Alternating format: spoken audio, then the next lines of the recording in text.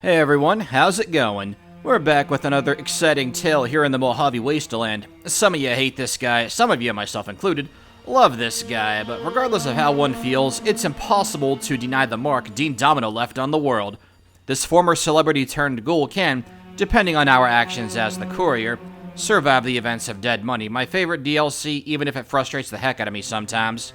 In today's challenge run, we'll explore the idea of what happens in the Mojave when the courier vacates the driver's seat in favor of our cutthroat protagonist. Before we dive into the specifics, let's take a look at what we'll be working with this run. Our hero is a pretty good shot with his 9mm, and I don't know about you guys, but Dean is the companion I typically prefer traveling with during casual runs of Dead Money, but only after Doug teaches me the art of chew-toying ghosts while clearing out the villa in the process due to Dean's awesome companion perk. And none of that this run though, because we're not going to be in the villa or the Sierra Madre at all. Dean's suit and shades might be snazzy, but there isn't much in the way of protection here. We do get some minor stat boosts, which is cool, but it won't affect us all that much. And with this fun little snippet here, apparently Dean Domino does not have melee as a tag skill, we'll cover those here in a sec, and is skilled with a knife, so hey, that means we have a knife too. I'm not sure how often we'll be using it, if at all, but it's good to have it just in case we somehow run out of ammo, because 9mm ammunition is extremely abundant in this game. Since Dean's pistol and shades are identical to the standard 9mm and standard shades, I console commanded those instead. And for those of you who are new, also welcome to the channel, great to have you. Just know that in my challenge runs, we're able to use any variant of the weapons available to us. So that 9mm, yeah, we can use Maria once we get it, and even if I didn't have this rule typically, I would allow it here, because I think that we all know Dean Domino's ego is far too big to deny him this legitimate upgrade. How about a special allocation? I have to say, not only is this pretty good, it actually checks out. 8 endurance is fantastic for us, and while our weapons have a very low strength requirement, having an above average strength score is great for the purposes of having a higher carrying capacity. Our stats are pretty much where we want them, and although charisma is hilariously useless in this game, aside from maybe wanting Animal Friend, we still will receive some minor benefit from it when we're bartering with vendors. Speaking of barter, here's our tagged skills. Well, we only have 2, guns and explosives, and they both make sense. Guns for Dean's excellent aim and trigger finger, and explosives, well, we know he's savvy with those based upon our introduction to the character. As for our third, I went with speech, because, hey, Dean is good at convincing others to do things his way. I like to describe him as a man with a silver tongue laced with venom. And with all of that out of the way, let's get ready for my favorite part of every intro to a Fallout challenge, setting the scene. Having partnered with the courier and being the one to call the shots, Dean survives. Obviously, we wouldn't have a run otherwise. And going off of his ending slide where he feels bad for just a moment before heading to the Mojave, where its casinos and everything in between are ripe for the taking, the courier informs Dean of recent events before the two part ways. Oh, political turmoil here in Vegas? It's just like the old days. This platinum chip Dean is told about. Ah yes, now that gets the gears turning in that pre-war brain of his. As for the courier, well, let's just say that they managed to find a way to plunder the Sierra Madre of its many gold bars, and they're just abandoning the original contract. I mean, House's original price is 250 bottle caps for a delivery service. All those gold bars? Yeah, this job is well worth ducking out on. The courier leaves through the Mojave outpost with a wide grin on their face, knowing full well they've just secured retirement. It's the equivalent of winning the lottery in Fallout New Vegas. Dean either didn't notice, or he simply didn't care, because he had already gotten back at Sinclair, beating him even 200 years later by thwarting the death trap that is the Sierra Madre Casino. Or maybe, just maybe, Dean realizes that carrying that much wealth around might as well be painting a target on their back. After leaving the Mojave, let's just say the courier actually does manage to sell the bars and retire. Because we so often have them die at Good Spring Cemetery in these runs, it's fun to change things up a little bit. And not only that, but we can work in that funny little exploit into the story, one entirely unintended by Obsidian. So our hero picks up where the courier left off. Tracking down the platinum chip seems like the best course of action, but someone as resourceful as Dean Domino would know that his #1 priority is to learn the layout of the land. He might be familiar with Las Vegas, but that died when the bombs dropped. Yes, House did save the city, or at least part of it, but New Vegas is a shadow of its former glory.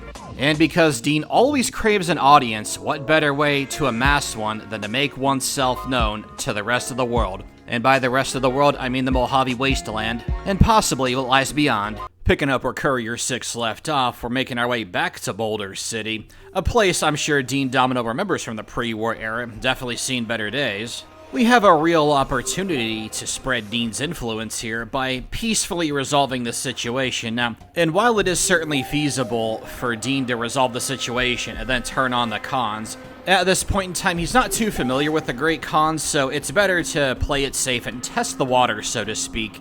Plus, it makes him look real good once this is resolved. Now, once we finish up business here, we're not quite ready to leave Boulder City just yet, but as we make our way to Monroe, just a quick little heads up. One last thing about the Courier is that we're gonna say that Courier 6 entered the Sierra Madre, or was captured rather, after helping out Novak.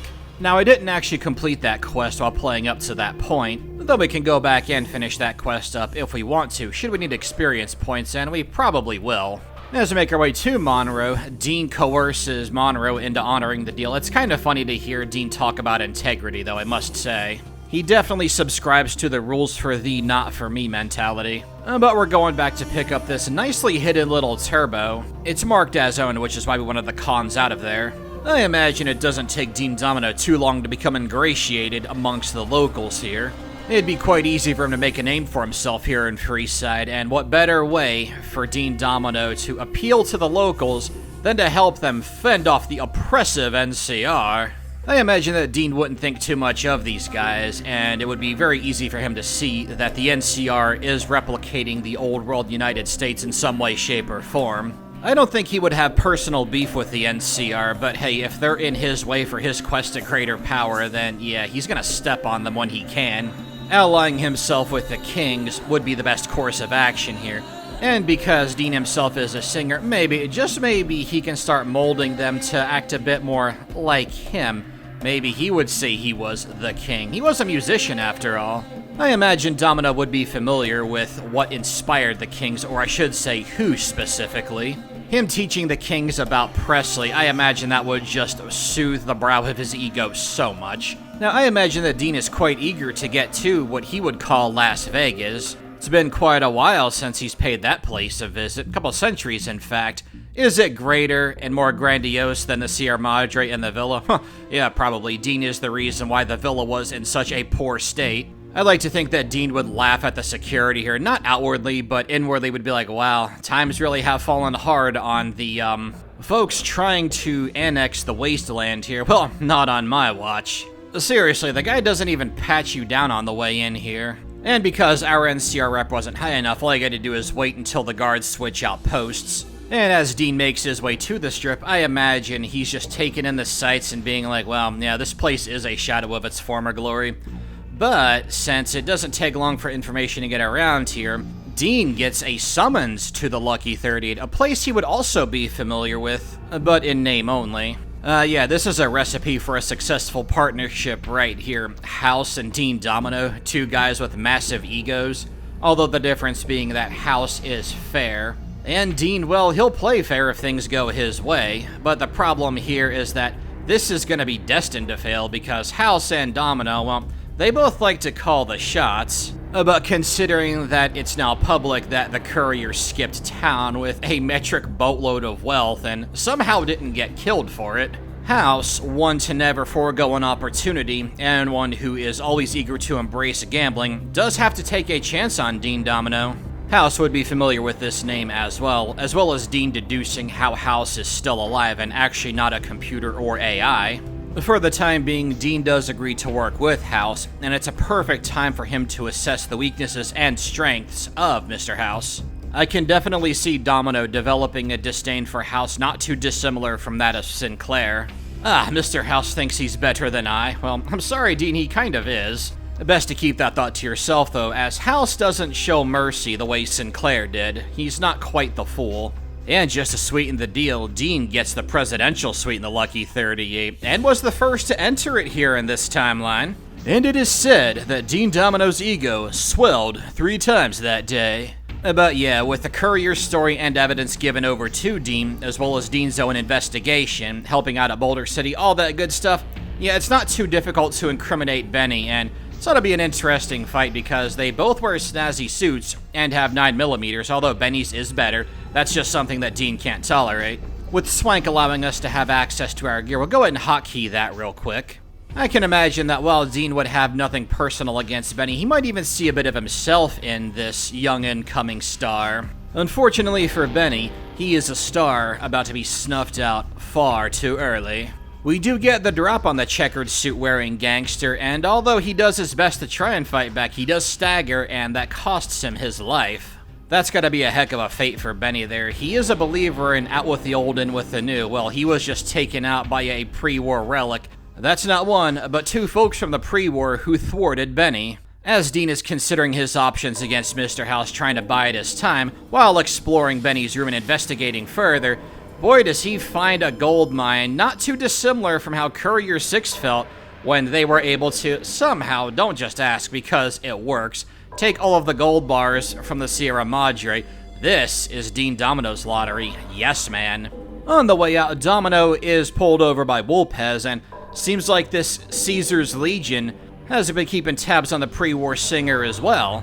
Now, Dean has not inserted himself too much in the, shall we say, conflict between the NCR and the Legion. Best to let them just fight it out amongst themselves. Nothing wrong with a trip to Fortification Hill to grant an audience to Caesar and these primitive savages, though. Before that, though, Dean takes the ultimate chance after figuring out that the Platinum chip opens up this little back room right here. Takes a bit of damage getting back there. It was actually kind of tough. Now, I imagine that House would have expected betrayal from Dean Domino, but not this fast. I guess somebody forgot to tell Mr. House that if you pass a 50 barter check with Dean Domino, he is automatically hostile to you. Feeling a bit of that pent-up frustration that has since been extinguished back when he was begrudging Sinclair, he kind of feels something similar going through him as he's confronting House. He won't be taking orders from Robert House, and will in fact take good care of New Vegas because it is his right for the taking. I do think that Domino has the wits and the savviness to be able to contend with the other superpowers here out west from a political standpoint. And in order to cement his position as the new overlord of the strip, let's go pay the Ultralux a visit. After all, on the loading screen, don't you know, there is a Dean Domino poster in the Ultralux. Now at this point, I bet you were thinking, since we got to the strip so early in the run, and confronted Mr. House and killed Benny well before the halfway point, that this would be a shorter run. Oh, no. Act 1 is picking up where the Courier left off. Act 2, Dean Domino is firmly in the driver's seat with House out of power. After ingratiating himself with a powerful Brahmin bear, who apparently does business with the Ultralux, I think it's in Dean's best interest that he takes Marjorie's side. Not only that, although Dean is egotistical, self-serving, evil, etc., he's no fool. He won't make decisions that are detrimental to him, and siding with Mortimer, I don't think he'd have a problem with cannibalism necessarily, especially after being so desensitized by the ghost people. Having a casino infamous for cannibalism in his New Vegas would be bad for his personal image, and he just can't have that now, can he? It also puts Marjorie and the White Gloves firmly in his pocket. As we are taking Marjorie's side, we have to investigate the disappearance of an investigator on top of the disappearance of this Brahmin Baron's son, disposing of the inept goons as well as the assassin who does kill Chauncey, unfortunately, but fails to take us out. This locks us into the Marjorie path, and, well, Mortimer just made one heck of an enemy today. I say that because no matter how hard you try, you cannot save Chauncey. The only way you might be able to is by pausing the game and console command killing the assassin. I've never tried, and, well, I'm not about to do it on this run either. Not that Dean Domino has any interest in saving Chauncey anyway. I have invested a fair bit into Sneak to the point where we have silent running. That gets us down here. As we crack this very easy terminal lock here, we enter, and Domino gets to meet the son of the Brahmin Baron, Ted Gunderson. I can see Dean Domino really resisting the urge to backhand this little twerp. But hey, business and pleasure sometimes do not go hand in hand. All we gotta do is get this guy to his father, and it's the last he'll have to see of this spoiled brat. Thanks to spiking some wine with Med-X, we can make our way back to Het Gunderson without any issues. But will that solve the cannibalism problem here? Well, perhaps so. We're gonna go ahead and make our way on over to Het Gunderson. Some of the White Gloves are hostile, and if you are spotted by them, everyone here will attack you. Killing even one will bring you to vilified. But thanks to our excellent sneak and a lot of patience, this wasn't really a problem. We tell Heck that it was the White Gloves, but only Mortimer and a select few who took his son, and were able to calm him down, which is definitely best for the strip. Dean has a new ally, on to the next one. As far as the Gamora goes, I think it's pretty obvious that we're going to be siding with Caccino here. Much like with Marjorie, that puts the Omertas firmly in Dean's pocket. That and, well, since Big Sal and Nero are working with Kaisar and can't be persuaded otherwise, unfortunately, this is the way we gotta go. I always thought this speech check was hilarious, and the lie that comes afterwards has no speech check. It's, okay. So much for family Omertas. Now, as we're going through the perks here, I'm thinking about taking Mr. Sandman for something a little bit special later on. It's a skill check that technically doesn't break the rules since we have access to a bladed weapon in the form of our combat knife. Now, we are going to help out the Great Khans a little bit here, just to make ourselves look really good.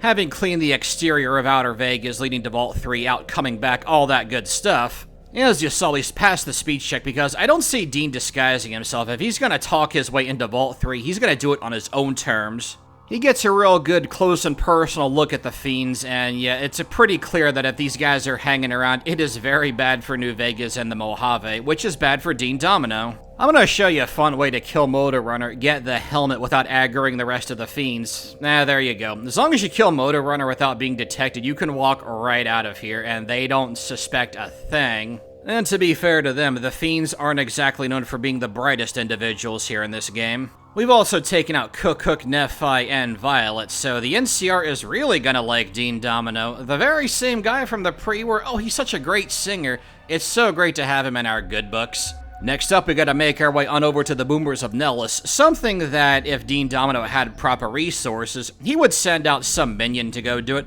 It's a shame that Courier already skipped town. Would have been great to keep them for grunt work. Good sir, wouldn't you say so? Joe, boy? Another funny piece of dialogue, Dean not being a gambling type. Well, he wouldn't gamble if he knows it's a losing hand, so rather than play a losing hand, why not make your own? I'm gonna cut past the Boomers because we usually do their quests here in these challenge runs. Great XP, and I mean, most of the characters we play as have it in their best interests to help out the Boomers to get them on their side.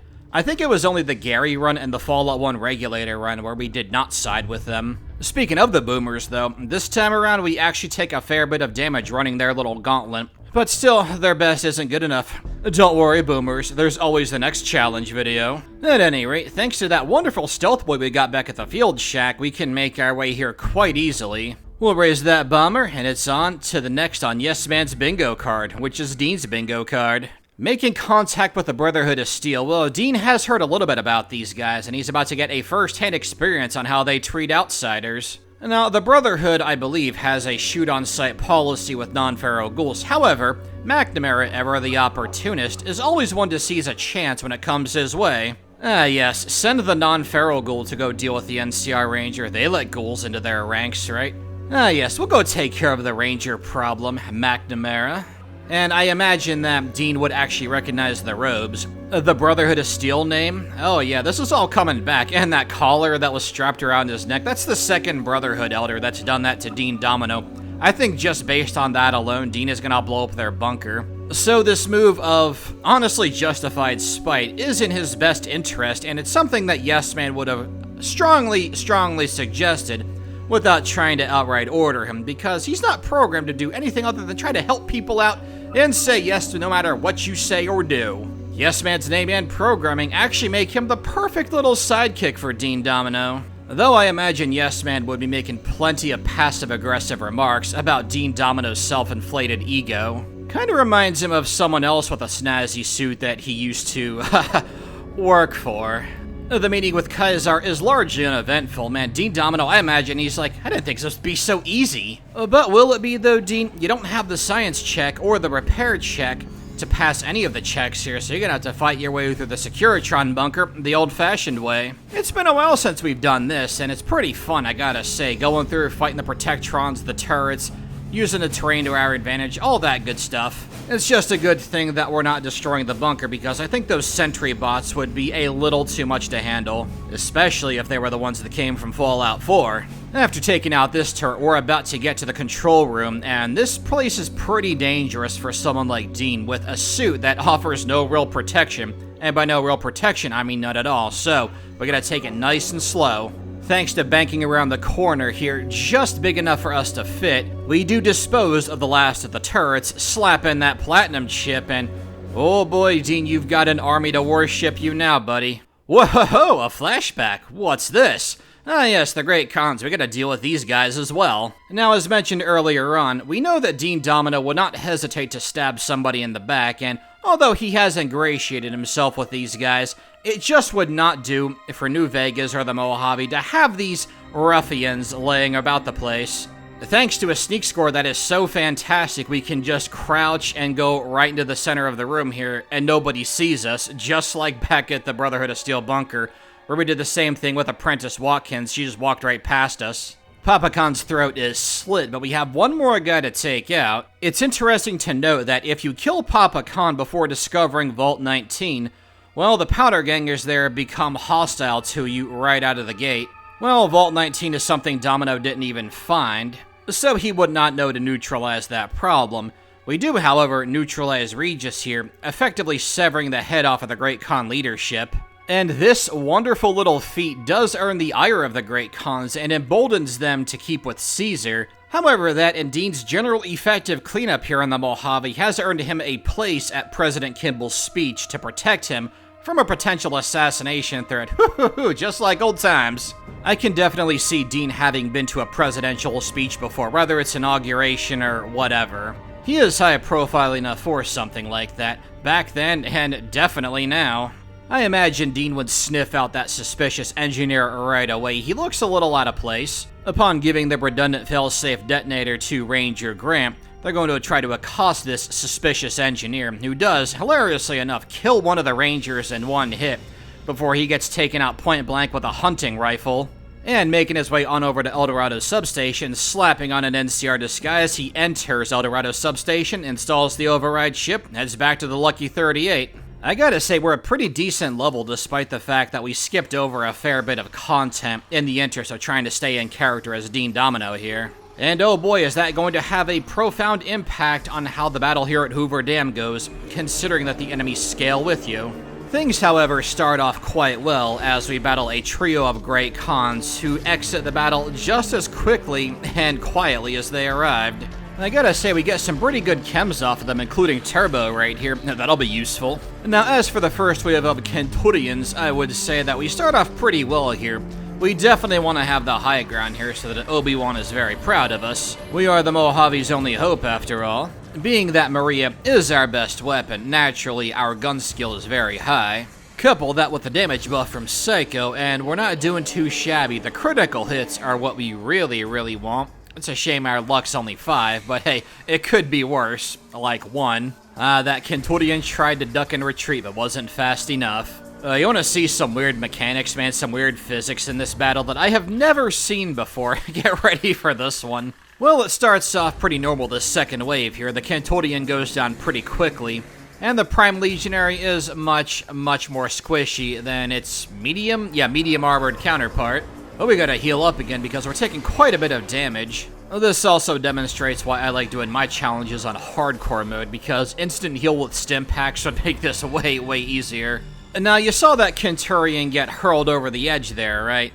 Now we're over here and we gotta make our way back. He just skipped through the asphalt and we gotta backtrack all the way. Getting shot up with what I can only guess is an anti-material rifle. And although this Kenturian may have called upon the combined powers of Bethesda and Obsidian like he thinks he's both Wonder Twins as one person, we're able to get the best of him and make our way into the interior of Hoover Dam, where we have a date with a control room.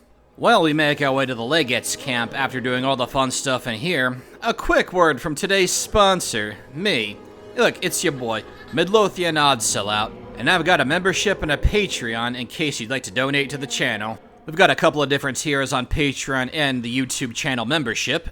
And to sweeten the deal, we have a Discord server now. Now, it is a work in progress, as all things are. The Discord server is the place to be if you want immediate updates on the channel, and it's also the best way to find out what's going on the channel, or with your boy here. You can connect with other fans of the channel, discuss Fallout, Elder Scrolls, or anything you like within reason and within the parameters of the Discord server's rules. Now how's that for a sales pitch right there? Oh yeah. Well, I'm gonna make this performance of Dean Domino even better as I hand it over back to Midlothian Odyssey. Thanks, guy who sounds very similar to me. Don't worry, he might, underline might, not be a recurring character. And now we do have to battle some Praetorians before our showdown with Lanius. As long as we can stay out of their range, they won't be too difficult, although they do move 25% faster than your standard unit, meant to reflect their excellent top-tier conditioning. I mean, they could have taken the easier way and just do what Driver Nephi did and be so chemmed up and so great at swinging golf clubs that he moves just as fast, but hey, they're the experts at combat here, not me. Our Stealth Boy drops just as that last Praetorian drops. Very poetic timing, very dramatic, very in character for Dean Domino. Now, Domino has a lot to consider engaging with Lanius here, and as we know at the start of the run, our third tagged skill, as we were able to pick it ourselves, is Speech, and I'm sure it might disappoint some of you guys if we go the Speech route here. It is very in character for Dean Domino, but what's more in character for Dean Domino is tripping up Lanius and realizing he got played like a fiddle. Dean has all the cards, the winning hand. Yeah, I bet I faked you out on that one. Oh no, we're fighting Lanius one-on-one here, and it's funny because when I was like, I don't know how much we're going to be using the knife this run, well, I kind of forgot that we could actually get Super Slam, so that's what we're going to do.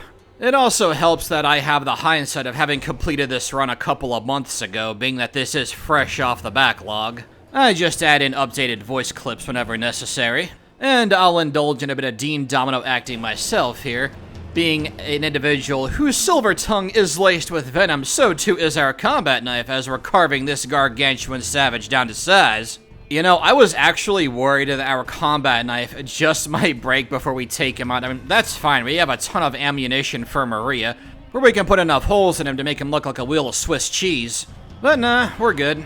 Yeah, that's the monster of the East for you. You need Turbo, Super Slam, and Stonewall so you don't get knocked down, and he's completely trivial, even if you're wearing nothing but a fancy pre-war tuxedo suit. And now, our Meeting People magazine wore off, so we only have 90 speech, as indicated by the text on the screen right about now.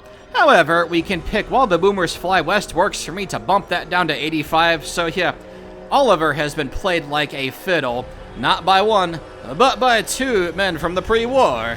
Well, that was a really fun run. I hope you guys had as much fun with that as I did. And now, in my Recruit Legionary Faction Warriors video, I said that the Brotherhood Knight would be next. Well, I'm gonna get an avatar commission for a Brotherhood character. So, the Brotherhood Knight Faction Warrior run is gonna be on hold for the time being, and next Faction Warriors unit is going to be a Boomer of Nellis. Oh, yeah, that's a fun one. On screen now, there's plenty of other stuff to look forward to, and I gotta get back to work on some of it. I'll catch you guys in the next video. Later.